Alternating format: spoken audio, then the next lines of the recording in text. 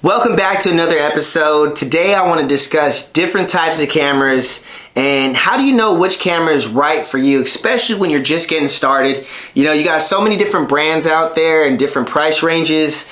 Which one is the best for you? Whether you're shooting glamour, high fashion, landscape, commercial, I'm going to be completely blunt with you. It does not matter when it comes to the brand, especially when you're getting started. All cameras at the end of the day have the same basic functionalities and components which will help you, like all the different settings and all that type of stuff. They all have the same shit basically. The thing is, what you need to do is just get one in your hands so you can start practicing. Like, I'm gonna give you an example. I could go and I could shoot with any brand right now and my pictures will come out crisp, up to par. They will come out really good because I know the camera's settings, functionalities, all that type of stuff. It's all the same, just in different places on different brands. So once you learn that, you can shoot with anything and be a badass. Of course, there's cameras out there that are, $7,000-8,000 that have high megapixels where you'll get more crisp detail and all that stuff. But right now, we're not worried about that. We're worried about just learning the camera and getting started. So with that being said, what I would advise you to do is just get you a camera that's in the, I'm gonna give you a sweet spot, in between like $600 and $1,500. So $600 to $1,500.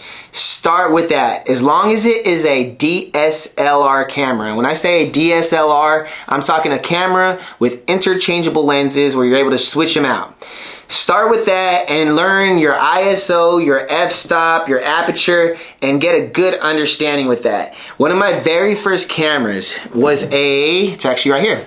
It's I'm about to say Canon, an Olympus E410. This camera, I created some of the most amazing images with, and it's only probably, you look this up, it's probably like a $300 or $400 camera now. Not even that. Probably $200 now because it's like, I don't know how much it was retailing for when it first came out, but I didn't pay for it. When I got into photography, I'm gonna give you a quick story. When I first got into photography and I knew I wanted to do it, I didn't really have the money to just go purchase one. So I had a friend that had a camera that was sitting on a shelf, and I remember I would always see it. It was just collecting dust. And he did music. I also did music at the time. I was producing beats. He needed some beats, so what I did was I made a barter with him. I was like, hey, you got that camera just sitting there collecting dust. I got some beats here. I'll give you the beats in exchange for the camera. He agreed to it, and that's how I got my first camera, which is this one. Now with this, what I did and what I'm advise you right now to do is master this camera. Whatever camera you have, master it to the T. When I say that, don't go out shooting on auto. Every camera has an auto, in which I guarantee majority of photographers out there still shoot on auto, which is a huge mistake because you'll never get the best picture of your potential shooting on auto all the time. Let me give you an example. By shooting on auto all the time, that's like saying, I'm gonna trust this setting that'll work good on every situation, whether it's inside, outside, night, daytime. So it doesn't work like that. You have to understand lighting and how it works. So when you do get your first camera, DSLR camera, what I advise you to do is do exactly what I did to master the settings. I went down to, I got one of my model friends, or when I say model friends, it was like one of my girlfriends at the time, and I went downtown Dallas or to, local city, and we would start early. We would literally get up early and be down there. She would bring like 4 or 5 outfits. We would be downtown for like till nightfall shooting. And of course we would, take breaks. We'd be walking around downtown taking pictures, stop, eat something, and then, we'll keep going. But the fact of the matter is, why I got so good by doing this is you got to think. When you wake up, instead of the sun setting on a certain side, and by the hours, your set is switching up the sun. It's constantly moving. So every time you take a picture outside, by the hour, your image qualities are changing. So you got to keep adjusting your settings as it's going. That will make you a badass. Like, you literally need to spend time practicing your ass off like that. And that's how I got really good with the camera. And what's crazy is I produce such amazing pictures with this here camera that are literally still better than some of the photographers today that have a $8,000, $9,000 camera. And you could compare their pictures to my old pictures, and I guarantee I'll smoke them because of the settings and what I knew about the camera.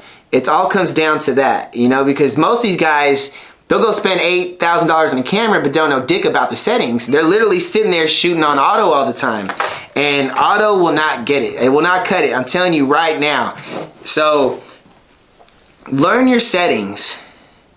Aperture, f-stop, you know, ISO. Learn all these things first and foremost. Get really good with it. And then, you know, after some time, once you've put out some work, you know, you can sell that camera and then upgrade to a camera with more megapixels. Like I said, I shot with this for years. I literally shot with it till I couldn't anymore. Like this battery thing popped off right here at the bottom. And I know I had to, at a certain point, I had to hold it in with my pinky, the battery from falling out. That's when I knew it was like, I need a new camera. So I literally, this has been through some shit, this camera.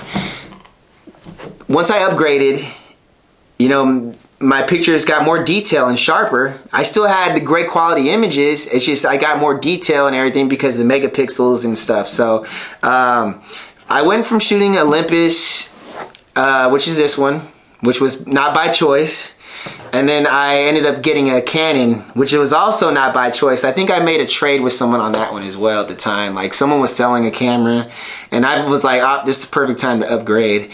And I bought that camera from them, and it was an upgrade. I think it was probably like a Canon Rebel. And the Canon Rebel is a really good camera too. It's not bad. It was an upgrade from this.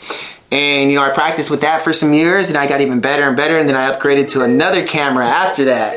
So, I upgraded to another camera after that, which is, I think, it was another Canon, like a Mark IV or Mark V. And I still like Canon. Canon's a really good camera. I've put out amazing images with it, but I've got to a point where I've matured also and stuff in my work. And I've been looking around at other brands, and I do have another brand in mind that I'm going to jump to.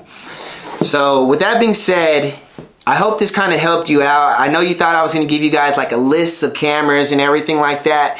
But first and foremost, learn your settings. Just get you a camera. You're wasting too much time by trying to save up all your money for a $4,000, $5,000 camera, $3,000. Just get you